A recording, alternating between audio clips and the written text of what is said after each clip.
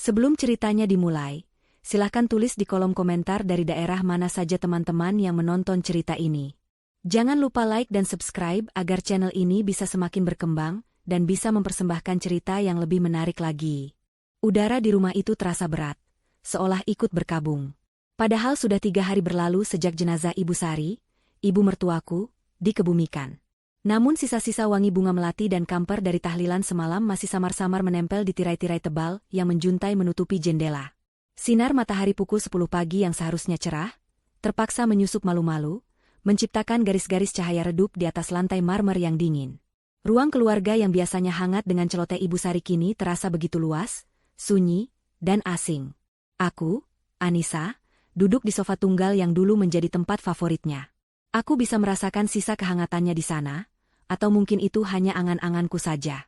Di hadapanku, di atas meja jati berukir, sebuah cangkir teh jahe yang kubuat untuk Arman, suamiku, sudah tidak lagi mengepulkan uap. Arman sendiri duduk di seberangku, gelisah. Kakinya tak henti-hentinya mengetuk-ketuk lantai, menciptakan irama monoton yang mengganggu keheningan. Ia terus melirik jam tangan peraknya yang melingkar di pergelangan tangan kiri. Wajahnya tidak menunjukkan sisa kesedihan. Yang ada hanya gurat ketidaksabaran, seolah proses duka ini adalah sebuah rapat bisnis yang membosankan dan harus segera diselesaikan. Ia sama sekali tidak menatapku. Sejak ibunya meninggal, kami seperti dua orang asing yang terpaksa tinggal di bawah satu atap. Ia dingin, jauh, dan aku terlalu lelah oleh duka untuk mempertanyakannya. Pak Tirtayasa ini lama sekali, gerutu Arman, lebih pada dirinya sendiri daripada kepadaku. Suaranya terdengar serak dan kesal. Aku hanya menarik napas panjang. Sabar, Mas. Mungkin di jalan macet, jawabku pelan, mencoba menjaga kedamaian yang rapuh di antara kami. Aku merapikan ujung gamis hitamku yang sedikit kusut. Rasanya sudah berhari-hari aku mengenakan pakaian berwarna gelap, dan hatiku pun terasa ikut gelap. Kehilangan Ibu Sari adalah pukulan telak bagiku. Beliau bukan sekadar ibu mertua, tapi juga sahabat, tempatku mengadu, dan satu-satunya orang di rumah ini yang membuatku merasa benar-benar diterima. Selama 2 tahun terakhir, saat penyakit menggerogoti tubuhnya, aku yang merawatnya. Aku yang menyuapinya saat ia tak lagi punya selera makan, aku yang membersihkan tubuhnya saat ia terlalu lemah untuk beranjak, dan aku yang terjaga semalaman suntuk saat ia merintih kesakitan. Arman? Ia sibuk. Selalu ada alasan pekerjaan, rapat di luar kota, atau klien penting yang harus ditemui. Aku tidak pernah mengeluh, karena aku melakukannya dengan tulus untuk wanita yang telah melahirkan pria yang kucintai. Setidaknya, pria yang dulu kucintai. Pikiranku melayang pada percakapan terakhirku dengan Ibu Sari, 2 hari sebelum beliau berpulang. Tangannya yang keriput menggenggam tanganku erat. Matanya yang sayu menatapku dengan tatapan yang sulit kuartikan. Anissa, bisiknya dengan suara lemah. Kamu anak yang baik. Kamu menantu yang tulus. Ibu melihat semuanya. Jangan pernah takut, enduk. Orang baik akan selalu menemukan jalannya. Ibu sudah siapkan semuanya untukmu. Saat itu aku tidak mengerti apa maksudnya. Aku hanya mengira itu adalah ucapan terima kasih biasa dari seorang ibu yang terharu. Aku hanya tersenyum dan menyuruhnya beristirahat. Aku tidak tahu bahwa kata-kata itu adalah sebuah wasiat lisan, sebuah pertanda dari apa yang akan terjadi hari ini. Suara bel pintu yang tajam membuyarkan lamunanku. Bei Asih, asisten rumah tangga kami, tergopoh-gopoh membukakan pintu. Sosok Pak Tirtayasa muncul di ambang pintu. Pria berusia akhir 50-an itu tampak berwibawa dengan setelan jas kelabunya. Wajahnya serius dan tatapannya tajam, khas seorang pengacara senior yang sudah malang melintang di dunia hukum. Di tangannya, ia membawa sebuah tas kerja dari kulit berwarna coklat tua yang tampak berat. Selamat pagi, Pak Arman, Bu Anissa, sapanya dengan suara berat yang menggema di ruangan sunyi itu. Ia membungkukkan badannya sedikit sebagai tanda duka. Turut berduka cita yang sedalam-dalamnya atas berpulangnya Ibu Sari. Beliau adalah klien yang sangat baik. Pagi, Pak. Silakan duduk, sahut Arman dengan cepat, seolah kata-kata basa-basi itu tidak penting. Ia menunjuk sofa di sebelahku. Pak Tirtayasa duduk dengan tenang, meletakkan tas kerjanya di atas meja. Ia menatap kami bergantian, tatapannya berhenti sedikit lebih lama padaku. Ada sorot simpati di matanya. Sesuai amanat dari almarhumah, hari ini kita akan melaksanakan pembacaan surat wasiat yang beliau titipkan kepada saya. Ia membuka tasnya, mengeluarkan sebuah amplop besar berwarna coklat yang disegel dengan lilin merah. Jantungku mulai berdebar sedikit lebih kencang. Bukan karena aku mengharapkan sesuatu, Tapi karena ini adalah babak terakhir dari kehidupan Ibu Sari. Ini adalah pesan terakhirnya. Aku hanya ingin semua ini selesai, agar aku bisa benar-benar berduka dengan tenang. Di sisi lain, Arman justru mencondongkan tubuhnya ke depan. Matanya yang tadinya kuyu karena bosan, kini berbinar penuh antisipasi. Aku tahu apa yang ada di kepalanya. Perusahaan ayahnya yang dikelola Ibu Sari, rumah megah ini, tanah-tanah di beberapa lokasi strategis. Arman adalah anak tunggal, pewaris satu-satunya. Tentu saja ia merasa semua itu akan jatuh ke tangannya. Pak Tirtayasa mematahkan segel lilin itu dengan hati-hati.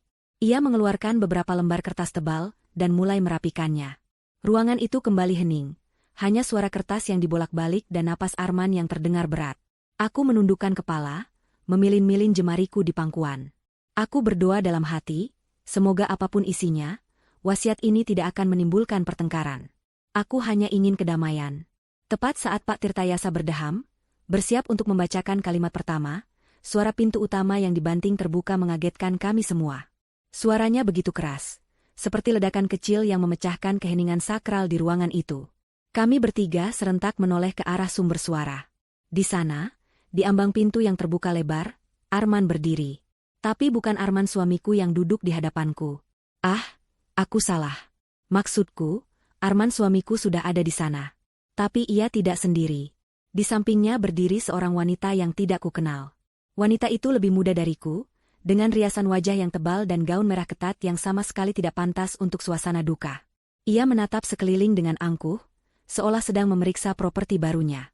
Dan yang paling membuat napasku tercekat, di gendongannya ada seorang bayi mungil yang terlelap, terbungkus selimut berwarna biru muda. Arman yang duduk di sofa menatap pemandangan itu. Oh, aku baru sadar. Yang datang adalah Arman yang lain. Bukan. Aku bingung. Pria yang datang adalah Arman, suamiku. Lalu siapa yang duduk di depanku? Aku menatapnya. Dia adalah Arman. Mereka kembar? Tidak mungkin. Aku pasti sedang bermimpi. Tapi tidak. Pria di sofa, yang sedari tadi gelisah, kini tersenyum. Senyum yang ganjil. Senyum yang membuat bulu kuduku berdiri. Ia berdiri, dan berjalan menghampiri Arman yang baru datang. Mereka saling menepuk bahu. Aku tidak mengerti apa yang terjadi. Maaf terlambat, kata Arman yang baru datang itu, suaranya terdengar sama persis dengan suara Arman yang kukenal. Ia menatapku dengan senyum angkuh yang sama sekali tidak terasa familiar. Ada urusan penting yang tidak bisa ditinggal. Lalu ia melirik wanita di sampingnya dan bayi dalam gendongannya. Tatapannya melembut sesaat, tatapan yang sudah bertahun-tahun tidak pernah ia berikan padaku. Kenalkan, lanjutnya, suaranya kembali lantang dan penuh percaya diri, seolah sedang mengumumkan sebuah kemenangan besar. Ia merangkul bahu wanita itu. Ini Rina. Dan ini, ia berhenti sejenak. Menatap lurus ke mataku, menikmati setiap detik kehancuranku. Penerus keluarga. Anakku. Dunia di sekelilingku seakan berhenti berputar. Suara-suara di ruangan itu mendadak hilang, tergantikan oleh dengungan nyaring di telingaku. Anakku. Kata-kata itu menusuk jantungku seperti ribuan jarum es. Kami sudah bertahun-tahun menikah, dan salah satu kesedihan terbesarku adalah belum bisa memberinya keturunan. Dan sekarang, ia berdiri di sini, di rumah duka ibunya, membawa seorang wanita lain dan bayi mereka, mengumumkannya seolah itu adalah sebuah prestasi. Di hadapanku, di hadapan pengacara ibunya. Aku menatapnya, mencari sisa-sisa pria yang pernah kuucap janji setia di hadapan Tuhan. Tapi yang kutemukan hanyalah orang asing dengan wajah yang sama.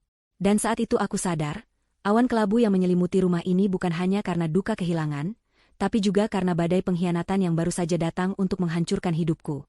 Hantaman itu tidak terasa fisik, tapi dampaknya jauh lebih merusak. Rasanya seperti sebuah palu godam tak terlihat telah menghantam dadaku, memecahkan tulang rusukku dan meremukan jantungku hingga menjadi serpihan-serpihan kecil. Napasku tercekat di tenggorokan. Udara yang tadinya terasa berat, kini terasa hampa, seolah paru-paruku menolak untuk berfungsi. Pandanganku mengabur, bukan karena air mata, tapi karena gelombang kejut yang begitu dahsyat. Satu-satunya yang bisa kulihat dengan jelas adalah pemandangan di depanku. Arman, suamiku, berdiri dengan bangga di samping wanita bernama Rina itu, yang menggendong bayi hasil dari perselingkuhan mereka. Waktu seakan berjalan melambat. Aku bisa melihat senyum mengejek di bibir Rina. Ia menatapku dari atas ke bawah, tatapan matanya seolah berkata, "Aku menang. Kamu kalah." Gaun merahnya yang menyala tampak seperti api yang siap membakar sisa-sisa kebahagiaanku. Bayi dalam dekapannya menggeliat pelan. Makhluk mungil tak berdosa itu menjadi bukti nyata, bukti hidup dari pengkhianatan yang selama ini terjadi di belakangku. Selama aku sibuk merawat ibunya yang sakit, selama aku berdoa setiap malam untuk kesembuhannya, suamiku ternyata sedang membangun kehidupan lain dengan wanita lain. Apa? Hanya satu kata itu yang berhasil keluar dari bibirku yang bergetar. Suaraku terdengar seperti bisikan parau, nyaris tak terdengar. Arman mendengus pelan, seolah pertanyaanku adalah hal yang paling bodoh di dunia. Sudah jelas, kan, Anissa? Aku tidak perlu menjelaskannya lagi.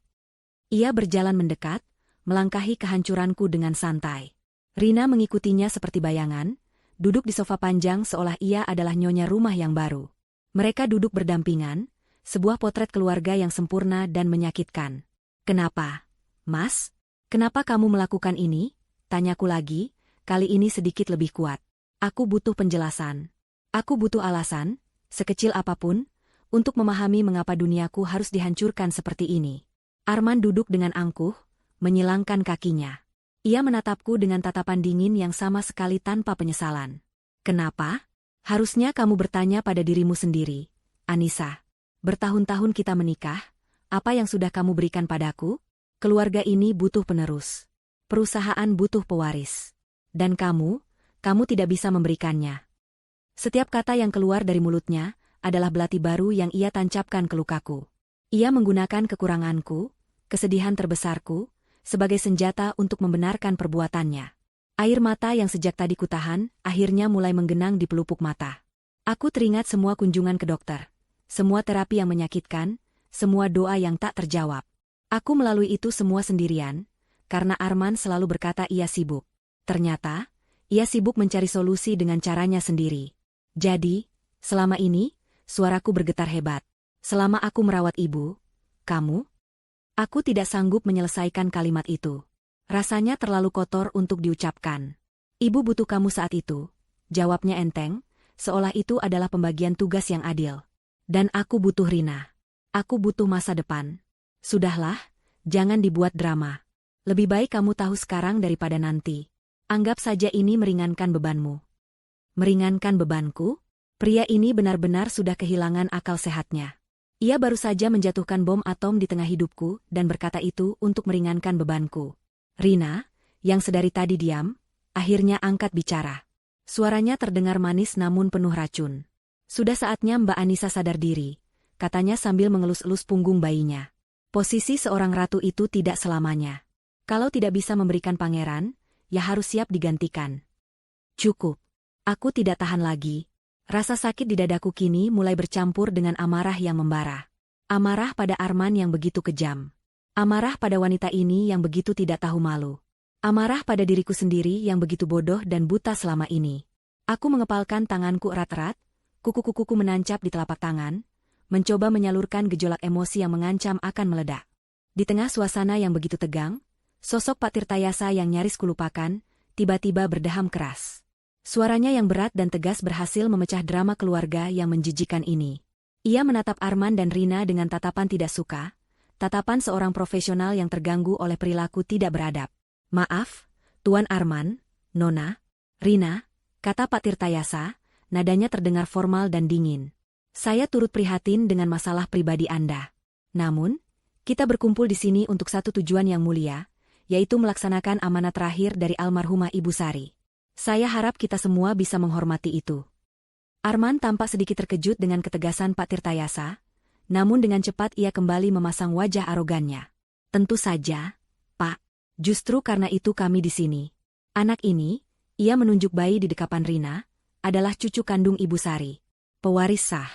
Jadi, cepat bacakan saja wasiatnya, agar kami bisa segera mengurus masa depannya. Permintaannya yang tidak tahu malu itu membuat darahku mendidih.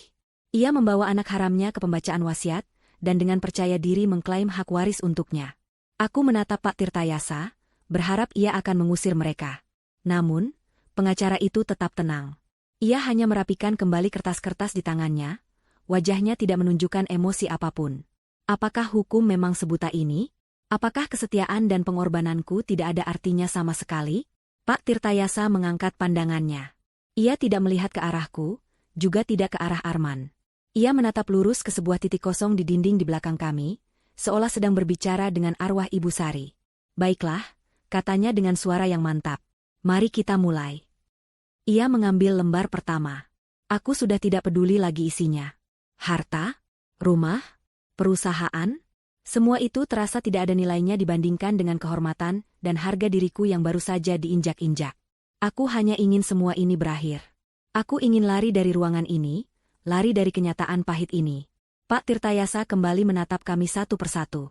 Ia menatap Arman dan Rina yang duduk dengan angkuh, lalu tatapannya beralih padaku yang duduk hancur berkeping-keping. Ada kilat aneh di matanya, kilat yang tidak bisa kubaca. Lalu, ia mengucapkan kalimat yang menggantung di udara, penuh dengan makna tersembunyi. Kalimat yang menjadi jeda sebelum badai yang sesungguhnya datang. "Tapi saya sarankan," katanya pelan, namun setiap katanya terdengar begitu jelas dan tajam, "Anda semua mendengarkan baik-baik." Ia berhenti sejenak, lalu matanya menatap lurus dan menusuk ke arah Arman dan Rina. "Karena wasiat Ibu Sari, sangat spesifik." Kata-kata Pak Tirtayasa yang tegas dan penuh arti itu menggantung di udara, menciptakan lapisan ketegangan baru di atas kekacauan yang sudah ada. Namun, anehnya, pikiranku tidak lagi terfokus pada ancaman di masa depan. Aku tidak sanggup. Otakku, dalam upaya putus asa untuk melindungi diri dari rasa sakit yang tak tertanggungkan, justru menarikku mundur. Mundur ke masa lalu, ke saat-saat terakhir yang kuhabiskan bersama satu-satunya orang di rumah ini yang memberiku kehangatan, Ibu Sari. Pemicunya sederhana. Pandanganku tanpa sengaja jatuh pada sebuah selendang batik berwarna sogan yang tersampir di sandaran sofa favorit ibu. Selendang itu masih di sana, seolah sang pemilik baru saja meletakkannya dan akan kembali sebentar lagi. Aroma minyak kayu putih yang samar, aroma khas ibu di hari-hari terakhirnya, seakan menguar dari kain itu dan menarikku ke dalam pusaran kenangan. 2 tahun lalu adalah awal dari segalanya. Hari itu langit Jakarta berwarna kelabu, sama kelabunya dengan wajah dokter yang membacakan hasil pemeriksaan Ibu Sari. Diabetes kronis yang berkomplikasi pada ginjal dan jantung. Vonis itu terdengar seperti hukuman mati yang ditunda. Aku ingat dengan jelas bagaimana Arman bereaksi. Ia hanya menghela napas, menyandarkan punggungnya di kursi ruang tunggu rumah sakit yang tidak nyaman, dan berkata, "Ya sudah, memang sudah umurnya. Nanti kita cari perawat saja di rumah." Tidak ada air mata, tidak ada kekhawatiran yang mendalam. Hanya sebuah respons praktis, seolah ibunya adalah aset yang mulai menurun fungsinya dan membutuhkan manajemen baru. Sementara aku merasakan hatiku mencelos. Aku melihat Ibu Sari yang duduk di sampingku, berusaha tegar, namun aku bisa melihat ketakutan di matanya yang mulai meredup. Saat itu juga, aku memutuskan. Aku tidak akan membiarkannya menghadapi ini sendirian. Aku menolak usul Arman untuk menyewa perawat. "Aku yang akan merawat ibu, Mas," kataku tegas. Arman hanya mengangkat bahu. "Terserah kamu saja. Asal jangan merepotkanku." Maka dimulailah hari-hariku yang baru. Jadwal hidupku kini berputar mengelilingi Ibu Sari. Pagi-pagi sekali, sebelum matahari terbit, aku sudah berada di dapur, membuat bubur sumsum tanpa gula atau tim ikan gabus yang hambar namun baik untuk ginjalnya. Aku belajar tentang diet rendah garam, tentang cara mengukur kadar gula darah, tentang tanda-tanda vital yang harus kuperhatikan. Kamar Ibu Sari menjadi pusat duniaku. Aku mengganti spraynya setiap hari, memastikan sirkulasi udara berjalan baik, dan memutar lagu-lagu keroncong kesukaannya untuk menemaninya. Aku membantunya berjalan perlahan ke teras belakang untuk menghirup udara pagi, menopang tubuhnya yang semakin rapuh dengan lenganku. Arman, sementara itu, semakin tenggelam dalam dunianya sendiri. Pekerjaan menjadi kata saktinya. Aku ada rapat penting, tidak bisa diganggu. Aku harus keluar kota menemui klien. Proyek ini menyita seluruh waktuku. Awalnya aku percaya. Aku bahkan merasa kasihan padanya, berpikir ia bekerja begitu keras untuk kami. Aku sering menyiapkan air hangat untuknya mandi saat ia pulang larut malam, memijat bahunya yang kaku, dan tidak pernah mengeluh saat ia langsung tertidur tanpa sepatah kata pun. Betapa bodohnya aku. Ternyata, rapat pentingnya bernama Rina. Klien luar kotanya adalah wanita itu. Dan proyeknya adalah membangun sebuah keluarga baru di belakangku. Di tengah kesibukanku merawat ibu dan kesepianku karena diabaikan Arman, hubunganku dengan Ibu Sari justru semakin dalam. Dalam kelemahannya, beliau memiliki kejernihan pikiran yang luar biasa. Ia melihat segalanya. Ia melihat ketidakhadiran putranya, dan ia melihat ketulusan menantunya. Seringkali saat aku menyuapinya, ia akan berhenti mengunyah, menatapku lekat-lekat, lalu berkata, "Kamu lelah ya, enduk." Aku hanya akan tersenyum dan menggeleng. "Tidak, Bu. Anissa senang bisa menemani ibu." Suatu sore, saat hujan turun dengan derasnya, kami hanya duduk berdua di kamarnya. Aku sedang membacakan sebuah novel lama untuknya. Tiba-tiba ia menyentuh tanganku, menghentikan aktivitasku. "Anissa," panggilnya pelan. "Arman sudah lama tidak menjenguk ibu di kamar, ya?" Aku terdiam, tidak tahu harus menjawab apa. Aku tidak mau menjelek-jelekan suamiku di hadapan ibunya. "Mas Arman sibuk sekali, Bu. Banyak pekerjaan di kantor," jawabku, sebuah kebohongan putih yang sudah menjadi mantralku. Ibu Sari tersenyum tipis, senyum yang syarat akan kearifan dan kesedihan. "Ibu tahu, enduk. Ibu yang melahirkannya. Ibu tahu sifatnya. Tapi ibu tidak menyangka ia akan jadi seperti ini. Maafkan Arman, ya. Maafkan anak ibu." Air mata menggenang di sudut matanya yang keriput. Saat itu, hatiku terasa sakit. Aku meraih tangannya dan menggenggamnya erat. "Ibu jangan bicara seperti itu. Arman anak yang baik, dia hanya sedang banyak pikiran." Lagi-lagi aku berbohong, mencoba melindungi hati tua itu dari kekecewaan. "Kamu yang terlalu baik, Anissa," bisiknya. "Kamu menutupi semua kekurangannya. Kamu memikul semuanya sendirian." Ibu melihatnya. Tuhan juga melihatnya. Kesabaranmu ini ada batasnya, dan imbalannya pun pasti ada. Percakapan-percakapan seperti itulah yang menjadi penguatku. Aku tidak merasa sendirian lagi. Ada Ibu Sari yang mengerti, yang melihat pengorbananku. Puncaknya adalah seminggu sebelum beliau wafat. Kondisinya sudah sangat lemah. Napasnya satu-satu, dan ia lebih banyak tidur daripada terjaga. Malam itu, hanya kami berdua di kamar. Arman menelepon, mengatakan ia harus menginap di Bogor, karena ada masalah mendesak di proyek vilanya. Aku yang menerima telepon itu, dan hatiku sudah tidak merasakan apa-apa lagi. Sudah mati rasa. Tengah malam, Ibu Sari tiba-tiba terbangun. Ia menepuk-nepuk tanganku yang tertidur di samping ranjangnya. Aku terlonjak kaget. "Ibu butuh sesuatu?" tanyaku panik. Ia menggeleng lemah. Matanya menatapku dengan sorot yang aneh, begitu fokus dan mendesak. "Anissa," suaranya nyaris tak terdengar. "Tolong, ambilkan pulpen dan kertas di laci meja rias ibu." Aku bingung, tapi aku segera menuruti perintahnya. Aku mengambil secari kertas kosong dan sebuah pulpen dari laci yang penuh dengan pernak-pernik lamanya. Aku kembali ke sisinya. "Ada apa, Bu?" "Tolong, pegangi kertasnya," pintanya. Dengan sisa tenaga yang ia miliki, ia meraih pulpen itu dengan tangannya yang gemetar hebat. Aku harus membantunya memegang pulpen itu dengan benar. "Ibu, mau tulis sesuatu. Untuk melindungimu." Napasnya terengah-engah. Keringat dingin membasahi pelipisnya. Ia berusaha keras menuliskan beberapa kata, namun tangannya terlalu lemah. Goresannya tidak beraturan dan nyaris tak terbaca. Setelah beberapa saat, ia menyerah. Pulpen itu jatuh dari tangannya. Ia menatapku dengan putus asa. "Tidak bisa," keluhnya. Air mata frustrasi mengalir di pipinya. Tenaga ibu sudah habis. Aku segera memeluknya, mencoba menenangkannya. "Sudah, Bu, tidak apa-apa. Ibu istirahat saja. Jangan memaksakan diri." "Tidak," katanya dengan kekuatan yang mengejutkan. "Ini penting, Anissa. Ini tentang keadilan untukmu. Kalau ibu tidak bisa menulisnya, ibu akan menyampaikannya. Besok, telepon Pak Tirtayasa. Suruh dia datang ke sini secepatnya. Bilang ibu mau merevisi wasiat. Ini darurat. Kamu mengerti?" Aku mengangguk cepat. Meskipun saat itu aku tidak sepenuhnya paham. Aku hanya ingin ia tenang. "Iya, Bu." Besok pagi Anissa langsung telepon Pak Tirtayasa. "Janji?" desaknya. "Janji, Bu." Setelah mendengar janjiku, tubuhnya melemas. Ia kembali memejamkan mata dan tertidur pulas. Itulah percakapan sadar terakhir kami. Keesokan harinya, aku menelepon Pak Tirtayasa, dan beliau datang sore harinya. Aku tidak diizinkan masuk ke kamar saat mereka berbicara. Entah apa yang mereka bicarakan berdua di dalam sana. Yang ku tahu, 2 hari setelah pertemuan itu, Ibu Sari menghembuskan napas terakhirnya dengan tenang dalam tidur. Kenangan itu, kenangan akan kegigihan Ibu Sari di detik-detik terakhirnya untuk memastikan keadilan untukku, tiba-tiba memberiku kekuatan. Aku mengangkat kepalaku. Air mata yang tadi mengancam akan tumpah, kini surut. Rasa sakit di hatiku belum hilang, tapi kini dilapisi oleh secercah rasa penasaran dan harapan. Aku menatap Pak Tirtayasa yang masih menunggu suasana tenang. Aku menatap Arman dan Rina yang tampak begitu yakin dengan kemenangan mereka. Dan untuk pertama kalinya sejak mereka masuk, aku tidak lagi merasa seperti korban yang pasrah. Aku adalah pemegang janji terakhir Ibu Sari. Dan aku akan melihat janji itu ditepati.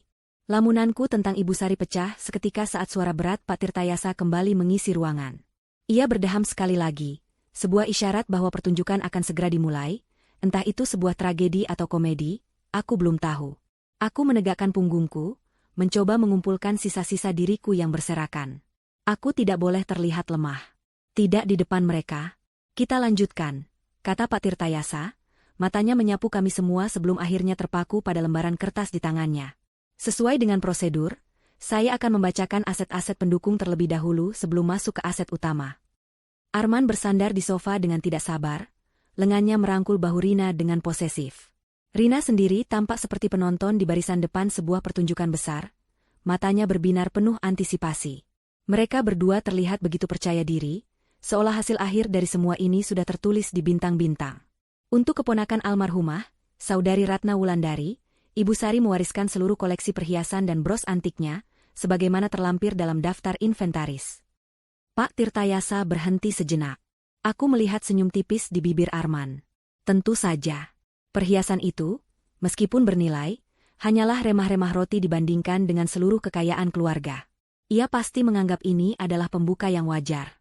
Selanjutnya, lanjut Pak Tirtayasa, untuk Masjid Al-Ikhlas di lingkungan sekitar, almarhumah mewakafkan dana sebesar 500 juta rupiah untuk keperluan renovasi dan kegiatan keagamaan. Arman mengangguk-angguk kecil, ekspresinya menunjukkan kemurahan hati yang dibuat-buat. Seolah ia berkata, "Ya, ibuku memang dermawan." Rina bahkan berbisik sesuatu di telinganya yang membuatnya tersenyum lebih lebar. Mereka pasti sudah membayangkan betapa besar warisan yang akan mereka terima jika untuk sumbangan saja jumlahnya sebanyak itu. Dan terakhir, untuk para asisten rumah tangga yang telah mengabdi dengan setia, Ibu Asi dan Bapak Udin, almarhumah memberikan dana pesangon masing-masing sebesar 100 juta rupiah sebagai tanda terima kasih. Wajah Bei Asi, yang sejak tadi berdiri cemas di sudut ruangan, langsung basah oleh air mata haru. Ia menangkupkan kedua tangannya di depan dada, membungkuk dalam-dalam tanpa suara. Aku ikut terharu melihatnya. Ibu Sari memang selalu memikirkan orang-orang di sekitarnya. Bahkan dalam kematiannya, ia masih menebar kebaikan. Di sisi lain, ketidaksabaran di wajah Arman semakin kentara. Baginya, semua ini hanyalah formalitas yang membosankan yang menghalangi jalan menuju hadiah utamanya. Baiklah, suara Pak Tirtayasa berubah menjadi lebih berat dan resmi. Ia membalik kertasnya ke halaman berikutnya. Sekarang kita masuk ke dalam isi utama dari surat wasiat ini, yang menyangkut seluruh aset pokok milik almarhumah Ibu Sari binti Bapak Prawiro Diharjo. Seketika, seluruh perhatian di ruangan itu terpusat padanya.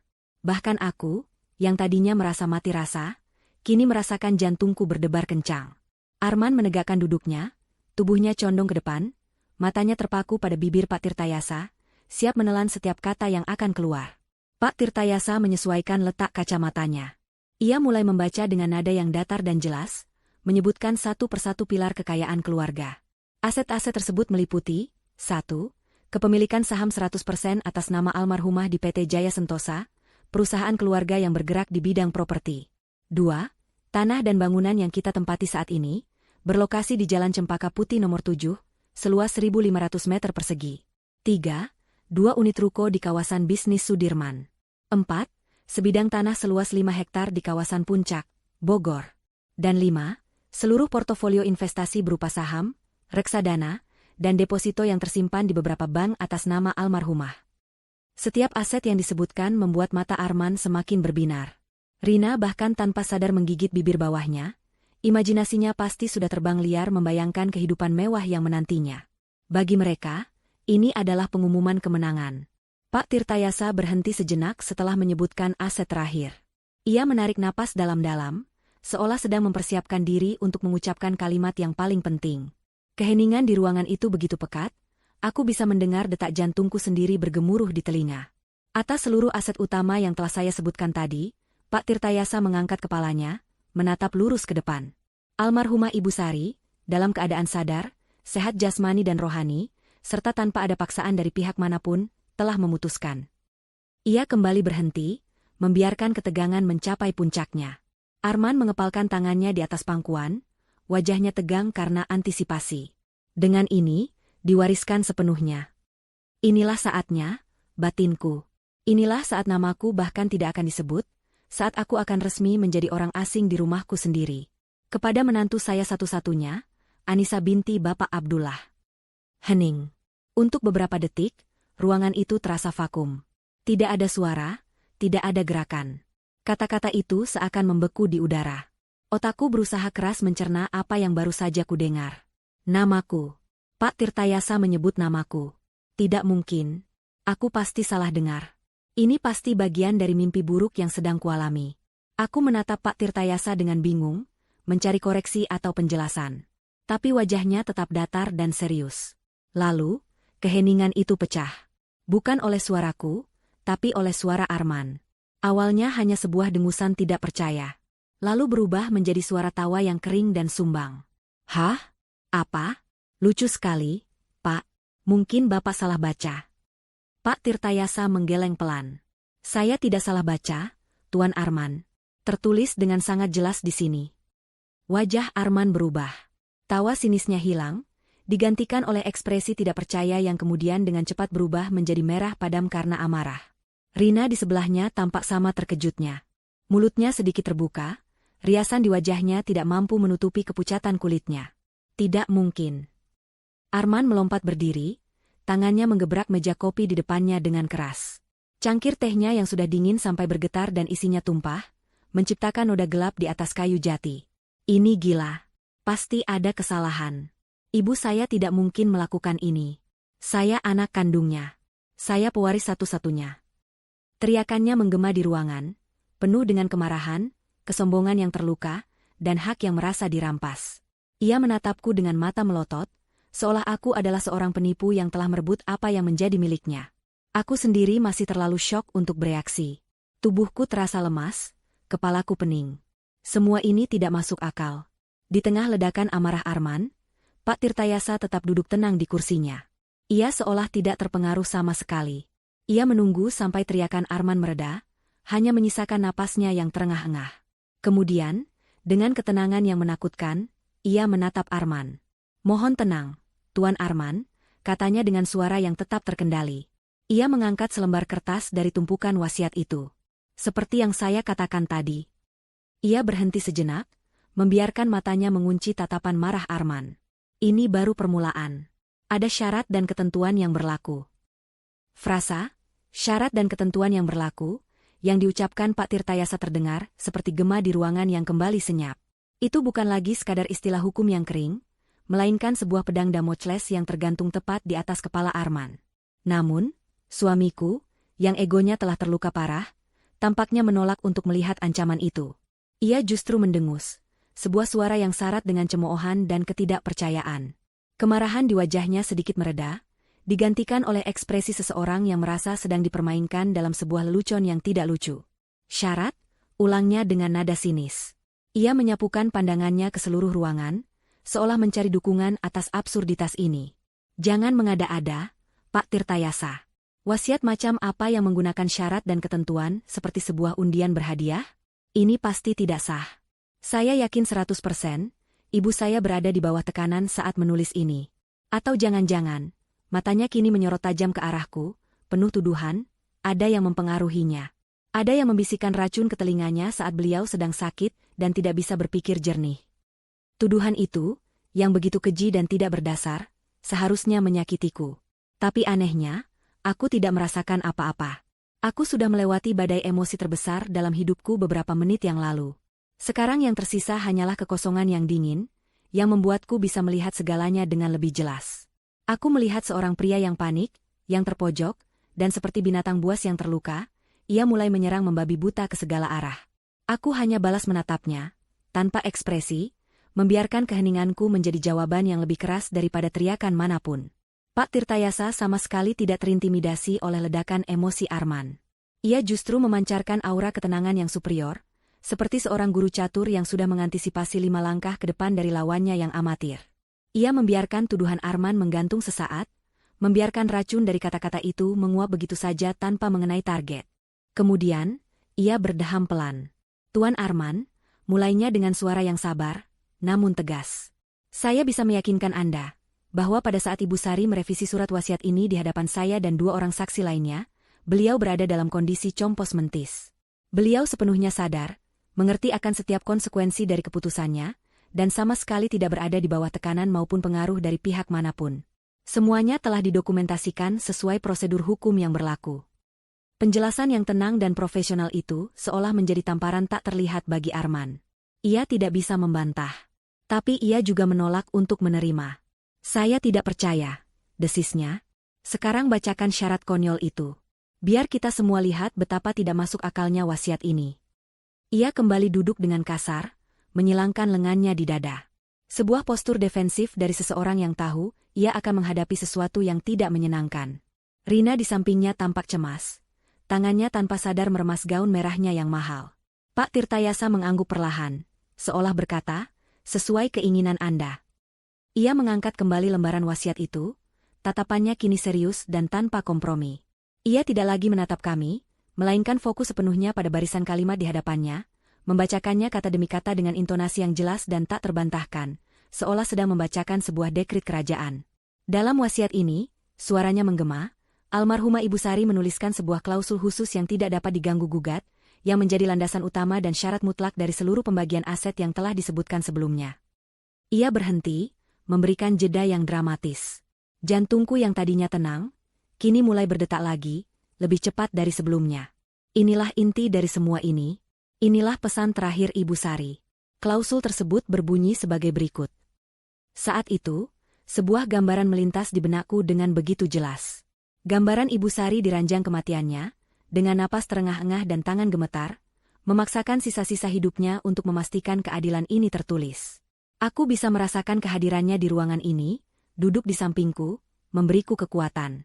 Pak Tirtayasa melanjutkan, "Saya, Sari binti Prawiro Diharjo, membuat keputusan ini sebagai bentuk penghargaan tertinggi saya kepada menantu saya, Anissa binti Abdullah, yang telah merawat saya dengan cinta dan ketulusan yang bahkan melebihi anak kandung saya sendiri.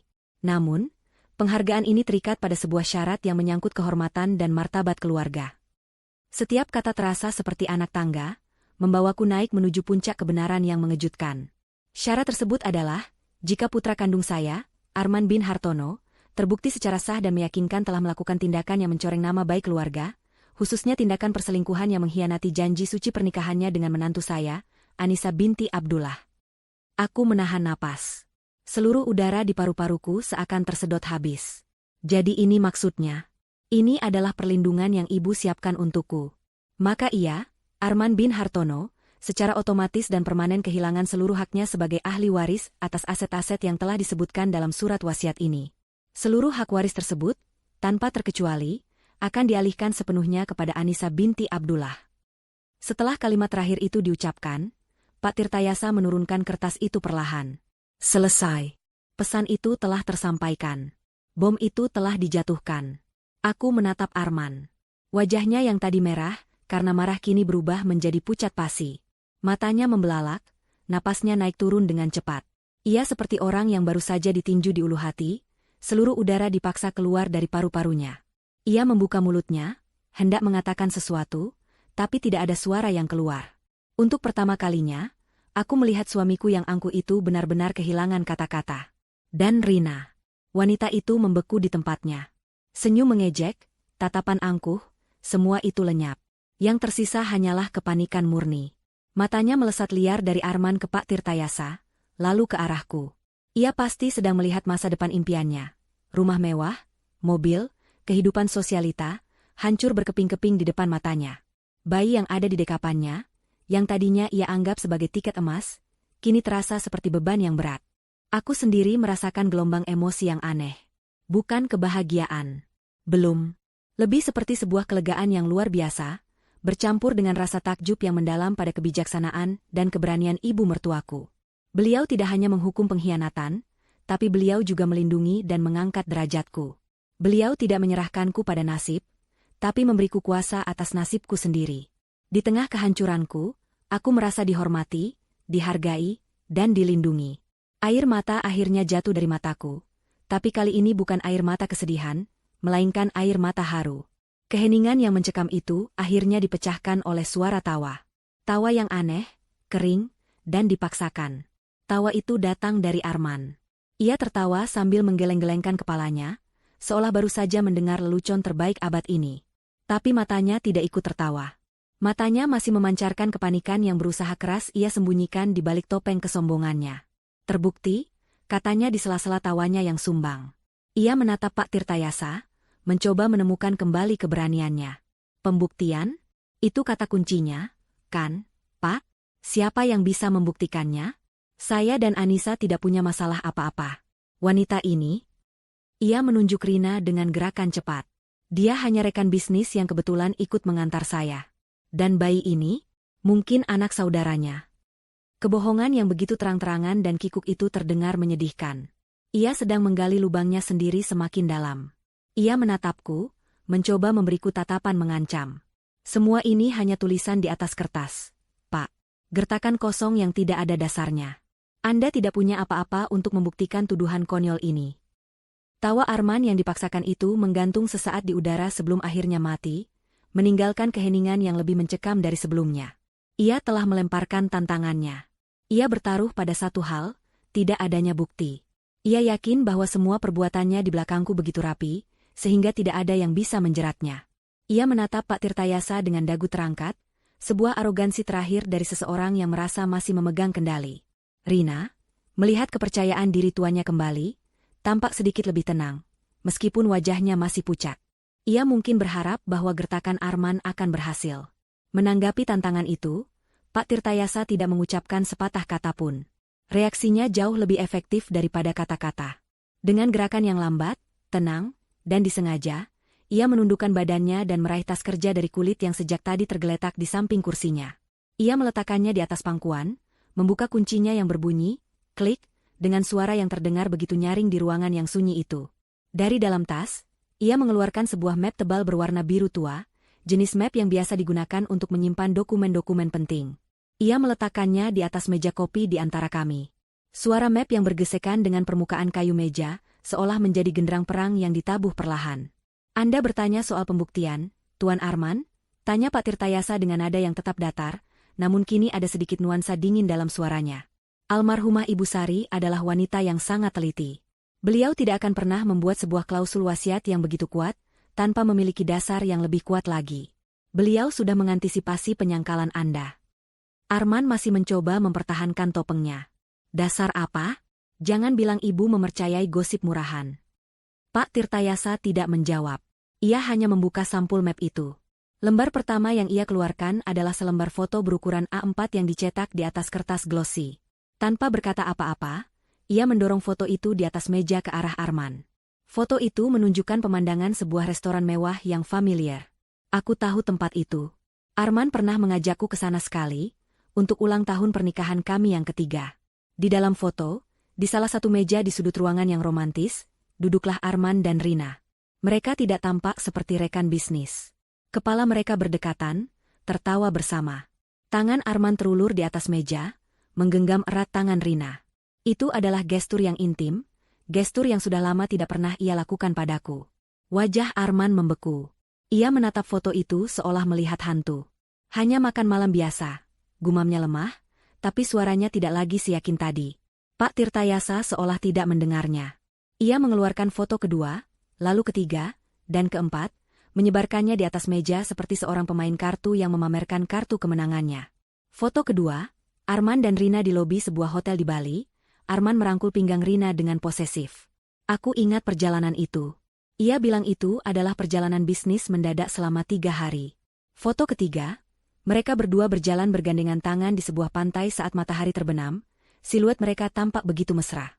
Foto keempat, yang paling menyakitkan, adalah foto candid Rina yang sedang bersandar manja di dada Arman di balkon sebuah kamar, keduanya hanya mengenakan jubah mandi. Setiap foto adalah sebuah tusukan baru di jantungku. Tapi aku tidak menangis.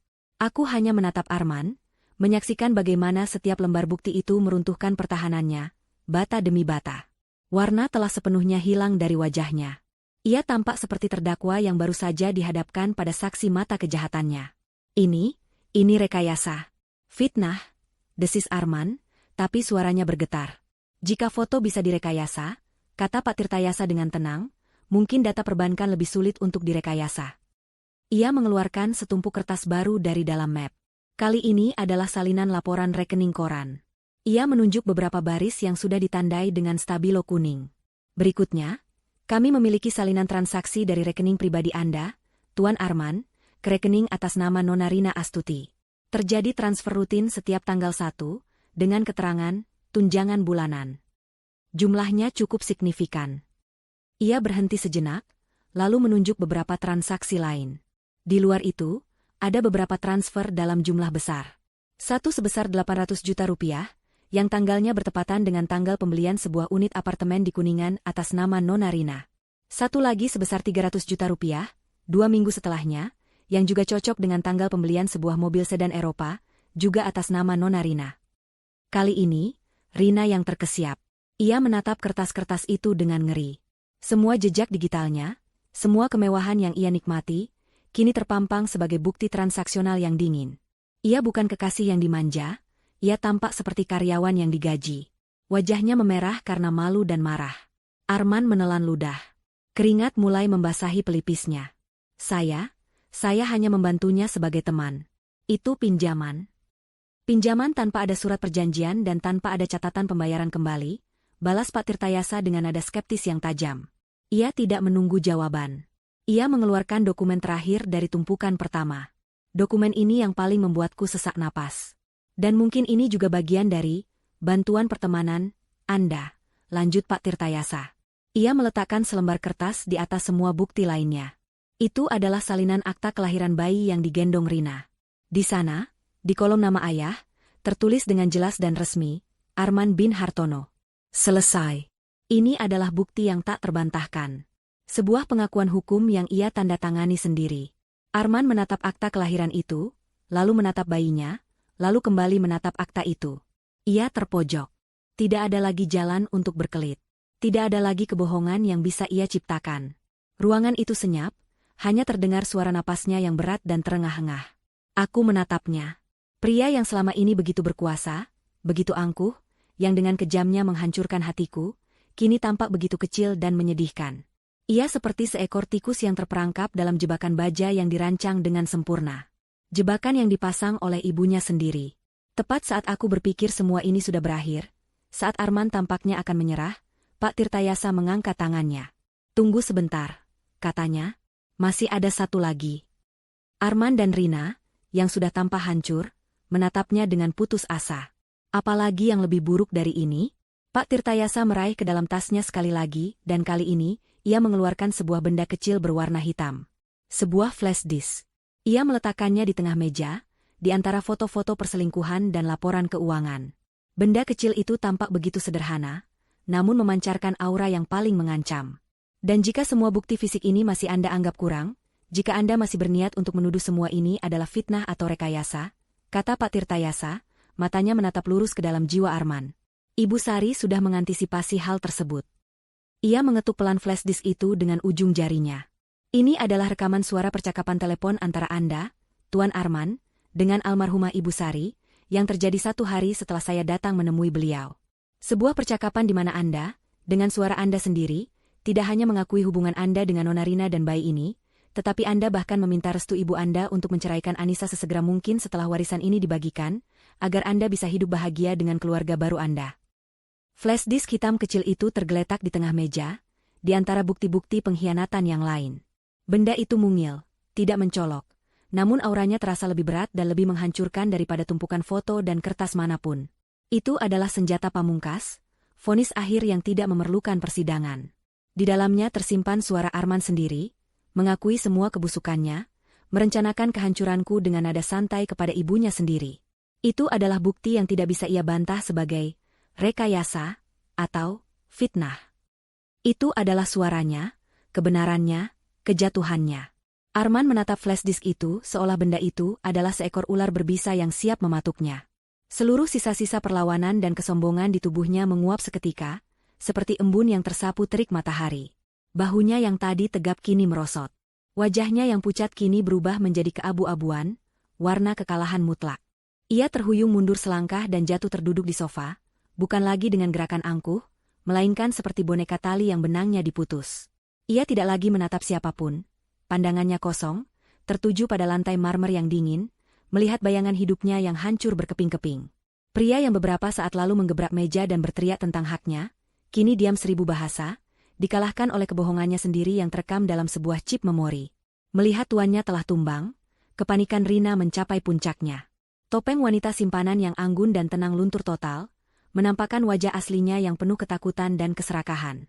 Ia sadar dalam sekejap bahwa kapal yang ia tumpangi telah menabrak gunung es dan sedang tenggelam dengan cepat. Ia tidak lagi peduli pada etika atau suasana duka. Ia mengguncang-guncang lengan Arman dengan kasar, suaranya yang tadi dibuat manis kini berubah menjadi pekikan tajam yang melengking. "Arman, kamu bilang apa? Katakan sesuatu," bentaknya. Bayi di dekapannya mulai terganggu dan merengek pelan. "Kamu bilang semuanya sudah aman. Kamu bilang ibumu akan menyerahkan semuanya padamu. Kamu bilang aku dan anak ini akan hidup enak. Pembohong.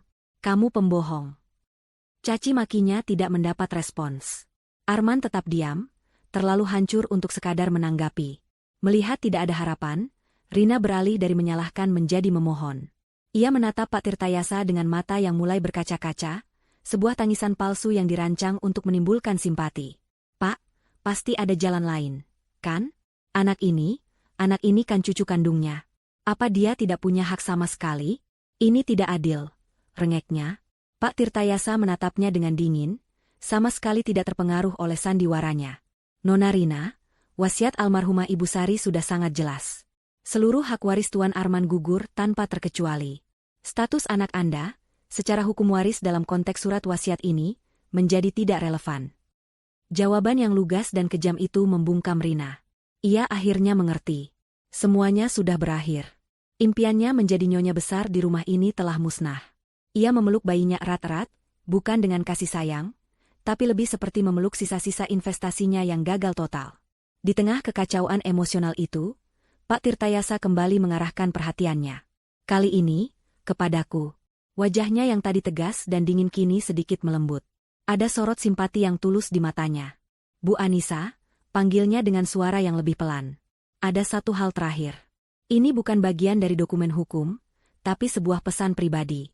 Almarhumah menitipkannya pada saya, dan meminta saya untuk memberikannya langsung kepada Anda setelah semua isi wasiat terungkap." Ia merogoh bagian lain dari tas kerjanya, dan mengeluarkan sebuah amplop putih sederhana. Di bagian depannya, dengan tulisan tangan yang sedikit gemetar namun masih bisa dikenali dengan jelas sebagai tulisan tangan Ibu Sari, tertera namaku, "Untuk Anisaku, menantu kesayanganku." Pak Tirtayasa berdiri dan menyerahkan amplop itu kepadaku. Tanganku bergetar hebat saat menerimanya. Amplop ini terasa hangat di tanganku, seolah masih menyimpan sisa kehangatan dari tangan Ibu Sari. Aku menatap tulisan itu, dan hatiku terasa sesak. Ini adalah surat dari alam baka, pesan terakhir dari seorang ibu untukku. "Almarhumah berpesan agar Anda membacanya sekarang. Di sini," kata Pak Tirtayasa pelan. Aku mengangguk. Dengan jari-jari yang gemetar, aku membuka segel amplop itu dengan hati-hati. Aku mengeluarkan selembar kertas surat berwarna krem dan mulai membacanya. Awalnya aku berniat membacanya dalam hati, namun entah kenapa, sebuah dorongan kuat muncul dari dalam diriku untuk membacakannya dengan lantang. Aku ingin Arman dan wanita itu mendengar setiap kata terakhir dari ibu yang telah mereka kecewakan. Aku menarik napas dalam-dalam, mencoba menenangkan suaraku yang tercekat. "Anisaku, menantu kesayanganku," aku mulai membaca, suaraku sedikit bergetar. "Jika kamu membaca surat ini, itu artinya ibu sudah tidak ada lagi di sampingmu. Itu juga artinya, semua kebenaran yang menyakitkan telah terungkap. Maafkan ibu, enduk. Maafkan ibu karena harus membuka luka di hatimu dengan cara seperti ini." Aku berhenti sejenak, menelan ludah yang terasa pahit. Aku melirik Arman. Ia mengangkat kepalanya sedikit, mendengarkan. "Ibu tahu kamu pasti sangat terluka sekarang. Hatimu hancur. Ibu melihat semuanya dari ranjang sakit ibu. Ibu melihat kesetiaanmu yang tanpa batas, kesabaranmu yang seluas samudra. Ibu melihat bagaimana kamu merawat ibu dengan tanganmu sendiri, menyuapi ibu saat ibu tak berselera, menyanyikan lagu-lagu pelan agar ibu bisa tidur nyenyak. Di saat yang sama, ibu juga melihat bagaimana putra kandung ibu, Arman, melupakan ibunya dan melupakanmu. Ibu mendengar setiap teleponnya yang penuh bisik-bisik, melihat setiap kebohongannya saat ia pamit untuk bekerja. Suaraku mulai menguat, getarannya hilang, digantikan oleh emosi yang lain. Maafkan Ibu, Anissa. Mungkin Ibu gagal mendidiknya. Ibu memberinya segalanya secara materi, tapi Ibu lupa mengajarkannya cara menghargai sebuah berlian yang sudah ada di dalam genggamannya. Dia lebih memilih mengejar kerikil berkilau di jalanan. Ibu tidak marah padanya, enduk. Ibu hanya merasa sedih dan kecewa. Hati seorang ibu hancur melihat anaknya menghancurkan kebahagiaannya sendiri dengan kebodohannya. Aku bisa merasakan tatapan tajam Rina padaku, tapi aku tidak peduli. Aku terus membaca. Karena itulah, Ibu melakukan apa yang harus Ibu lakukan. Wasiat yang tadi kamu dengar bukanlah sebuah hukuman, Anissa. Anggaplah itu sebagai pelukan terakhir dari Ibu untukmu.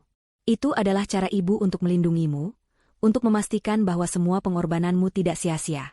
Ibu tidak akan membiarkanmu pergi dari rumah ini dengan tangan hampa dan hati yang hancur. Tidak. Kamu adalah putri Ibu, dan seorang putri berhak mendapatkan istananya. Air mataku mulai menetes, membasahi kertas di tanganku. Tapi aku terus membaca, karena aku tahu bagian terpenting akan datang. Oleh karena itu, Anissa, putriku, suaraku kini menjadi begitu tegas dan jelas, seolah aku sedang menyalurkan kekuatan Ibu Sari sendiri. Rumah yang kalian tinggali, mobil yang dia pakai, semua fasilitas yang dia nikmati, kini adalah milikmu. Ibu memberimu kuasa penuh. Aku mengangkat kepalaku, menatap lurus ke arah Arman yang kini menatapku dengan tatapan tak percaya. Anggaplah ini restu Ibu untukmu memulai hidup baru yang bahagia, tanpa parasit yang menggerogoti hidupmu. Lakukan apa yang harus kamu lakukan. Aku menyelesaikan kalimat terakhir. Surat itu selesai kubaca. Kertas itu terasa berat di tanganku, bukan karena bebannya, tapi karena kekuatan yang terkandung di dalamnya. Itu bukan sekadar surat. Itu adalah sebuah mandat. Sebuah surat pembebasan. Sebuah restu untuk mengambil kembali hidupku. Aku melipat kertas itu perlahan, dengan tangan yang kini tidak lagi bergetar. Di dalam diriku, sesuatu telah berubah. Rasa sakit itu masih ada, tapi kini ia terbungkus dalam baja kekuatan dan keadilan. Aku tidak lagi merasa menjadi korban. Aku adalah pewaris. Bukan hanya harta, tapi juga kehendak kuat seorang wanita luar biasa. Keheningan yang menyusul setelah aku selesai membaca surat itu berbeda dari keheningan-keheningan sebelumnya. Ini bukan keheningan yang tegang karena antisipasi, atau keheningan yang canggung karena syok. Ini adalah keheningan yang berat, yang padat, di mana setiap orang di ruangan itu memahami bahwa sebuah babak baru telah dimulai. Kekuasaan telah berpindah tangan. Surat dari Ibu Sari bukan hanya untaian kata-kata sentimental, itu adalah penyerahan tongkat komando. Semua mata tertuju padaku, menunggu reaksiku, menunggu langkahku selanjutnya. Arman menatapku dengan campuran antara ketakutan dan sisa-sisa harapan yang menyedihkan, mungkin berharap aku akan berbelas kasihan. Rina menatapku dengan kebencian yang tak terselubung, melihatku sebagai perusak mimpinya. Pak Tirtayasa menatapku dengan sorot mata yang profesional namun penuh dukungan. Dan aku hanya berdiri di sana sejenak, membiarkan setiap kata dari surat Ibu Sari meresap ke dalam tulang sumsumku. Lakukan apa yang harus kamu lakukan. Mandat itu bergema di kepalaku. Kekuatan yang diberikannya terasa nyata, mengalir melalui pembuluh darahku, meluruskan tulang punggungku yang selama ini bungkuk karena menanggung beban kesabaran. Lalu, sesuatu yang tak terduga terjadi. Sebuah suara keluar dari bibirku. Awalnya hanya sebuah getaran kecil, seperti tawa yang ditahan. Lalu getaran itu tumbuh menjadi sebuah kekahan pelan. Dan sebelum aku bisa menghentikannya, kekahan itu meledak menjadi tawa yang lepas dan penuh. Aku tertawa. Di tengah ruang duka, di hadapan suamiku yang berkhianat dan selingkuhannya, di depan tumpukan bukti kehancuran rumah tanggaku, aku justru tertawa terbahak-bahak. Tawaku bukanlah tawa histeris orang gila. Bukan juga tawa sinis penuh kebencian. Ini adalah tawa pembebasan. Tawa katarsis. Tawa seorang tahanan yang baru saja mendengar bahwa gerbang penjaranya terbuka lebar, dan ia bebas untuk pergi. Setiap gelak tawa yang keluar dari mulutku seolah mengusir bertahun-tahun rasa sakit yang terpendam, semua malam-malam sepi yang kuhabiskan sendirian, semua air mata yang kutelan diam-diam, semua harapan naif yang kupegang erat-erat. Aku menertawakan kebodohanku sendiri, karena telah begitu buta. Aku menertawakan ironi nasib yang begitu pahit sekaligus begitu adil. Aku menertawakan wajah Arman dan Rina yang kebingungan, yang menatapku seolah aku sudah kehilangan akal sehat. Mereka tidak akan pernah mengerti. Bagi mereka, dunia berputar pada uang dan kekuasaan. Mereka tidak bisa memahami bahwa tawaku adalah tawa kemenangan jiwa, bukan kemenangan materi. Saat aku tertawa, aku merasa beban seberat gunung terangkat dari pundakku. Pengkhianatan Arman memang menyakitkan, tapi surat Ibu Sari telah mengubah racun itu menjadi obat. Ia tidak hanya memberiku harta, ia memberiku sesuatu yang jauh lebih berharga. Validasi, pembenaran, dan kekuatan untuk memegang kendali. Aku bukan lagi korban yang patut dikasihani. Aku adalah benteng yang tidak bisa mereka runtuhkan, karena pondasinya telah diperkuat oleh cinta dan keadilan dari seorang ibu. Arman dan Rina tampak ngeri melihatku tertawa. Mereka mungkin mengira aku sudah gila karena tekanan. Mereka saling pandang, seolah mencari penjelasan atas reaksiku yang di luar nalar mereka. Mungkin di kepala mereka, seharusnya aku menangis, meraung, atau pingsan. Tawa ini, tawa yang penuh kekuatan dan kelegaan, adalah sesuatu yang tidak pernah mereka perhitungkan. Tawa ini membuat mereka takut. Perlahan, tawaku mereda, menyisakan senyum tipis di bibirku. Senyum yang tidak hangat, melainkan dingin dan penuh perhitungan. Aku menyeka setitik air mata yang keluar dari sudut mataku, air mata terakhir dari Anissa yang lama. Aku melipat surat Ibu Sari dengan rapi dan memasukkannya kembali ke dalam amplop. Benda itu kini terasa seperti akta kepemilikan atas hidupku yang baru. Aku mengangkat kepalaku dan menatap sekeliling ruangan. Dinding yang sama, perabotan yang sama, tapi kini aku melihatnya dengan cara yang berbeda. Ini bukan lagi rumah Arman tempat aku menumpang tinggal. Ini adalah rumahku. Setiap ukiran di meja, setiap helai benang di karpet, setiap potret keluarga yang tergantung di dinding, semuanya kini berada di bawah kuasaku. Transformasi dalam diriku terasa begitu cepat dan total. Rasa sakit karena pengkhianatan itu masih ada, seperti bara api di dasar hatiku. Tapi kini bara itu tidak lagi membakarku dari dalam. Justru sebaliknya, bara itu menjadi sumber energi, bahan bakar untuk amarahku yang benar dan tekadku yang membaja. Aku tidak lagi merasa ragu. Aku tidak lagi merasa takut. Aku tahu persis apa yang harus kulakukan. Aku mengambil satu langkah ke depan, gerakan kecil yang terasa begitu signifikan. Surat wasiat itu kini terasa seperti sebuah perisai di dadaku, dan surat pribadi dari Ibu Sari terasa seperti sebilah pedang di tanganku. Aku menatap lurus ke mata Arman. Pria yang tadinya kulihat sebagai suamiku, pelindungku, kini kulihat apa adanya. Seorang pengecut, pembohong, dan kini, seorang tamu tak diundang di rumahku. Tawaku sudah berhenti total. Wajahku kini datar, dingin, dan tanpa emosi. Aku membiarkan keheningan mengambil alih sekali lagi, membiarkan mereka merasakan pergeseran kekuatan yang baru saja terjadi. Aku ingin mereka merasakan dengan jelas bahwa Anissa yang sabar, Anissa yang penurut, Anissa yang selalu memaafkan, telah mati beberapa menit yang lalu. Yang berdiri di hadapan mereka sekarang adalah pribadi yang sama sekali berbeda. Kemudian, dengan suara yang tenang namun mematikan, suara yang tidak lagi memiliki getaran sedikitpun, aku mengajukan sebuah pertanyaan. Pertanyaan yang sebenarnya bukanlah sebuah pertanyaan, melainkan sebuah pernyataan kuasa, sebuah proklamasi atas realitas baru mereka. Jadi, aku memulai, setiap kata kuucapkan dengan penekanan yang tajam. Semua ini, rumah ini. Aku berhenti sejenak, menyapukan pandanganku ke seluruh ruangan sebelum kembali mengunci tatapanku pada Arman. Sekarang milikku? Pertanyaanku menggantung di udara, berat dan tajam seperti bilah guillotine yang siap jatuh. Semua ini, rumah ini, sekarang milikku? Itu bukanlah sebuah pertanyaan yang mencari jawaban, melainkan sebuah penegasan fakta, sebuah deklarasi kedaulatan yang baru saja kudapatkan. Ruangan itu terasa menyusut, dan semua orang serta benda di dalamnya seolah menjadi properti di atas papan monopoli, dan aku, kini pemegang kendali permainan. Wajah Arman yang pucat pasi kini dihiasi oleh ekspresi yang paling menyedihkan yang pernah kulihat darinya. Itu adalah ekspresi seorang raja yang baru saja digulingkan dari tahtanya, kebingungan, ketakutan, dan penolakan untuk menerima kenyataan. Sisa-sisa kesombongannya yang terakhir runtuh, digantikan oleh kepanikan yang merayap di matanya. Ia mengambil langkah goyah ke arahku, tangannya terulur seolah ingin meraihku. Seolah kami masih sepasang suami istri yang bisa menyelesaikan masalah dengan pelukan. Anissa, sayang, panggilnya, suaranya serak dan memelas. Panggilan, sayang, itu, yang sudah berbulan-bulan tidak pernah kudengar, kini terdengar begitu palsu dan menjijikan di telingaku. Kita bisa bicarakan ini baik-baik.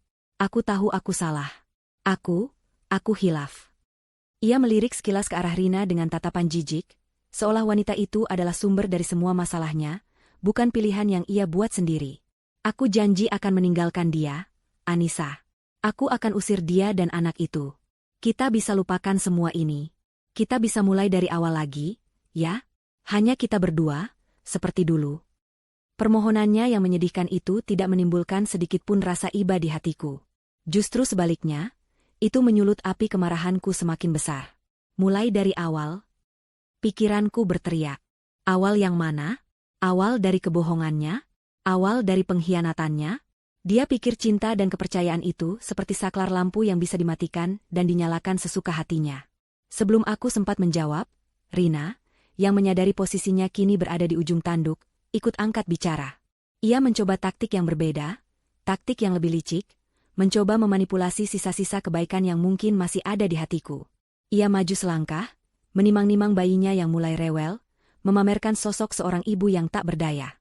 Mbak Anissa, katanya dengan suara yang dibuat bergetar, air mata buaya mulai menggenang di sudut matanya. Saya tahu saya salah. Saya minta maaf. Tapi tolong, jangan begini. Kasihanilah anak ini, Mbak. Dia tidak berdosa, dia tidak tahu apa-apa. Dia juga butuh atap untuk berteduh, butuh ayahnya. Tolong jangan usir kami.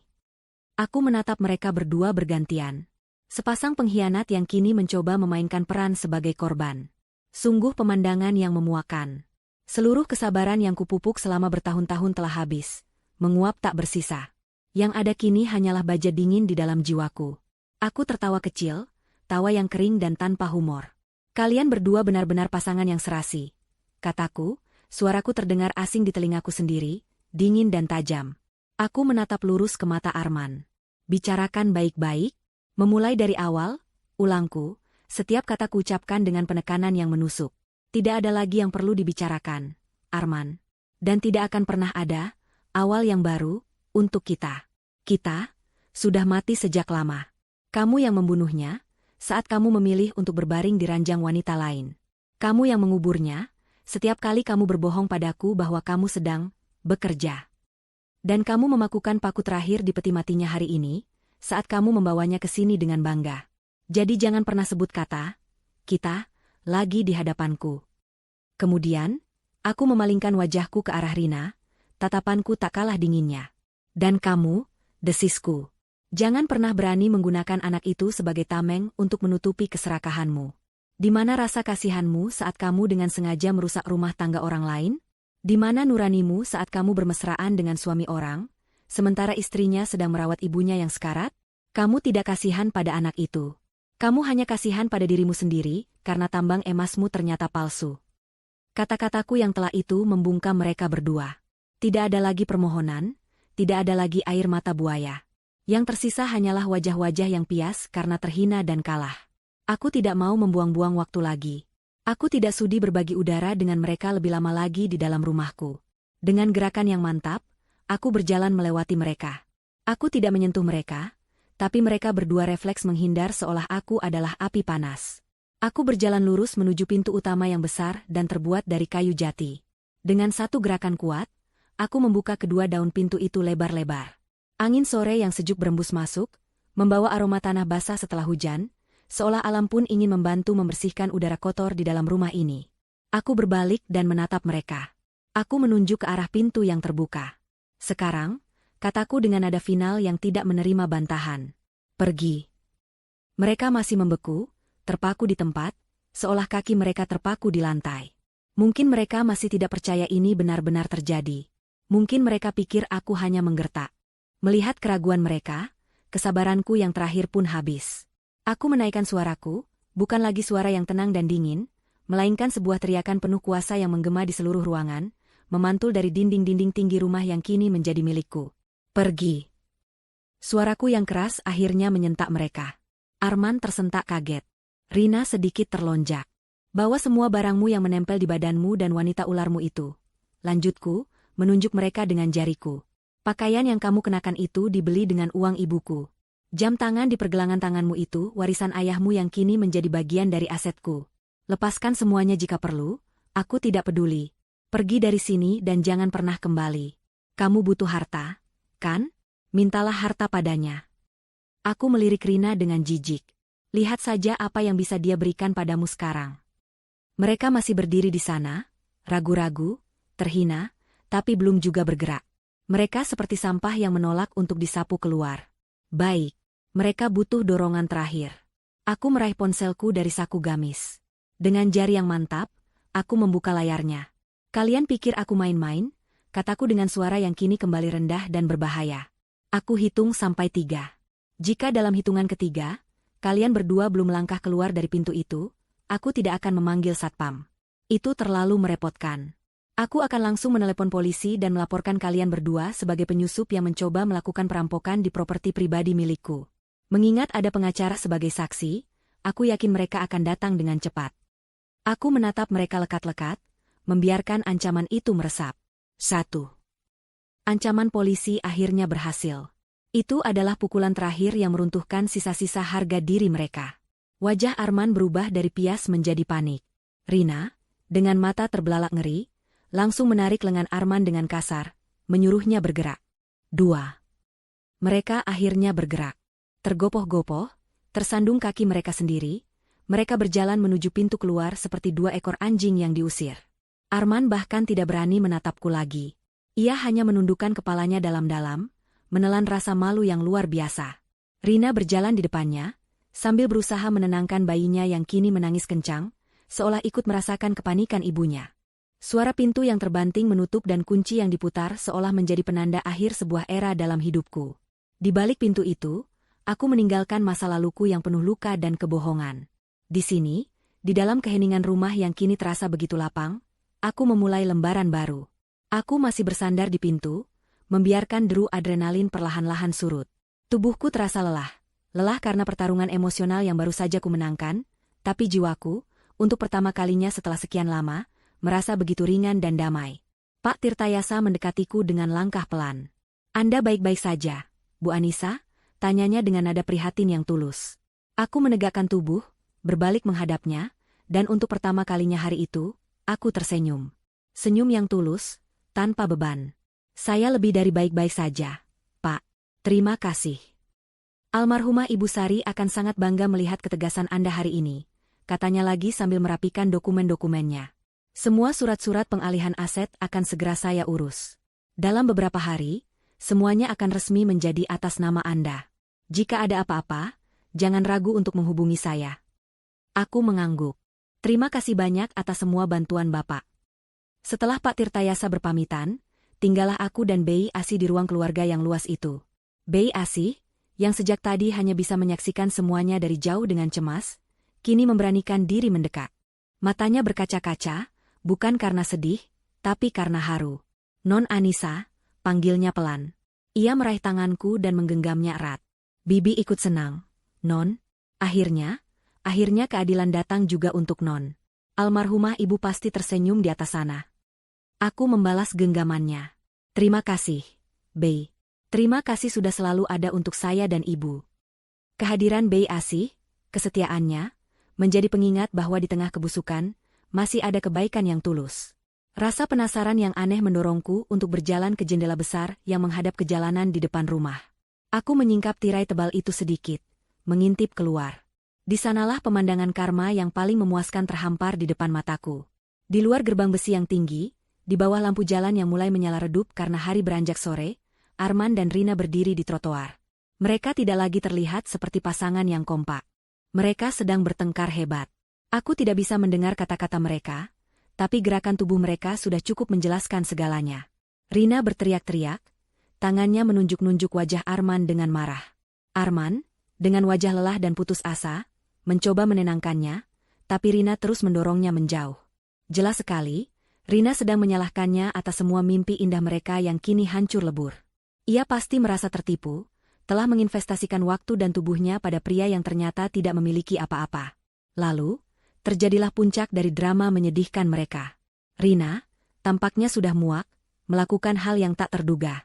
Dengan satu gerakan kasar, ia menyodorkan bayi dalam gendongannya ke arah Arman yang tidak siap. Arman terkejut, nyaris saja tidak berhasil menangkap putranya sendiri. Sementara Arman masih linglung memegangi bayi yang menangis semakin kencang itu, Rina berbalik badan. Ia berjalan cepat ke pinggir jalan, menyetop taksi yang kebetulan lewat.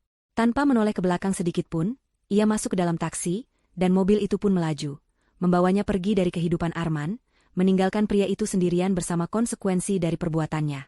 Arman hanya bisa menatap kepergian taksi itu dengan pandangan kosong. Ia berdiri terpaku di trotoar, menggendong bayi yang terus menangis, tampak begitu bingung, begitu kalah, dan begitu sendirian. Pria yang tadi pagi masih menjadi calon pewaris tunggal sebuah kekayaan besar, kini hanyalah seorang pengangguran, seorang ayah tunggal tanpa rumah, tanpa uang, dan ditinggalkan oleh wanita yang menjadi sebab kehancurannya. Keadilan terkadang datang bukan dalam bentuk hukuman penjara, melainkan dalam bentuk kenyataan pahit yang harus ditelan bulat-bulat. Aku menarik tirai hingga tertutup. Cukup. Aku tidak perlu melihatnya lagi. Pemandangan itu tidak memberiku rasa senang yang jahat, melainkan sebuah rasa penutupan yang tegas. Bab tentang Arman dalam hidupku telah benar-benar berakhir. Aku berbalik dari jendela dan menatap ke dalam rumahku. Rumah ini terasa berbeda. Tidak ada lagi aura berat dari kesedihan atau ketegangan.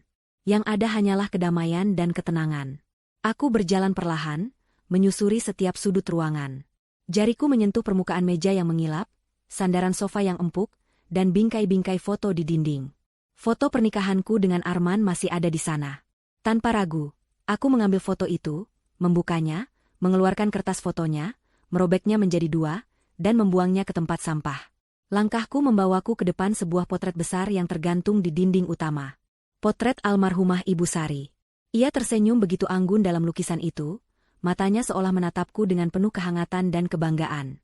Aku mengulurkan tanganku dan mengelus permukaan kanvas yang dingin itu dengan lembut. "Terima kasih, Bu," bisikku pada potret itu, suaraku tulus dan penuh emosi. "Terima kasih telah memberiku kekuatan. Terima kasih telah memberiku keadilan. Anissa tidak akan menyia-nyiakan kesempatan kedua ini. Anissa akan hidup dengan baik, dengan terhormat. Untuk diriku sendiri, dan untuk Ibu." Aku menghabiskan sisa sore itu dengan berkeliling di rumah baruku. Aku membuka jendela-jendela, membiarkan udara segar memenuhi setiap ruangan, mengusir sisa-sisa energi negatif yang tertinggal. Aku naik ke lantai 2, masuk ke kamar utama yang dulu kutinggali bersama Arman. Aku akan merombak kamar ini total. Semuanya akan kuganti, menciptakan sebuah ruang baru yang mencerminkan diriku yang baru. Malam harinya, aku tidak tidur di kamar itu. Aku memilih untuk tidur di kamar tamu yang menghadap ke taman belakang. Sebelum tidur, aku berdiri di balkon, menatap langit malam yang cerah dan dihiasi bintang-bintang. Untuk pertama kalinya, aku merasa diriku utuh. Aku sendirian, tapi aku tidak merasa kesepian. Aku telah melewati badai tergelap dalam hidupku, dan kini aku berdiri di sisi lain, lebih kuat, lebih bijaksana, dan bebas. Fajar kemenangan telah menyingsing dalam hidupku. Dan di hadapanku, terbentang sebuah masa depan yang bersih, sebuah kanvas kosong yang siap kulukis dengan warna-warni kebahagiaanku sendiri. Sebuah senyum tulus dan damai terukir di bibirku. Aku siap. Mereka melangkah melewati ambang pintu. Melewati batas antara masa laluku dan masa depanku. Aku mengikuti mereka sampai di teras, memastikan mereka benar-benar pergi. Tanpa sepatah kata pun, aku membanting kedua daun pintu itu hingga tertutup. Suara, blam, yang keras dan menggema menjadi titik terakhir dari kisah mereka di hidupku. Aku memutar kunci slot yang berat, lalu menyandarkan dahiku di kayu pintu yang dingin. Selesai. Akhirnya, semuanya benar-benar selesai.